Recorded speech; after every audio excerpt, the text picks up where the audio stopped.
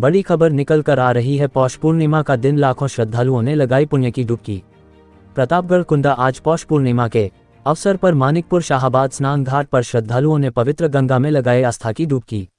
सुरक्षा की दृष्टि से घाट पर थाना मानिकपुर प्रभारी निरीक्षक इंस्पेक्टर नरेंद्र सिंह अपने हमराहियों के साथ दल बल के साथ भ्रमण करते रहे। प्रतापगढ़ कुंदा से हाशिम अंसारी की रिपोर्ट।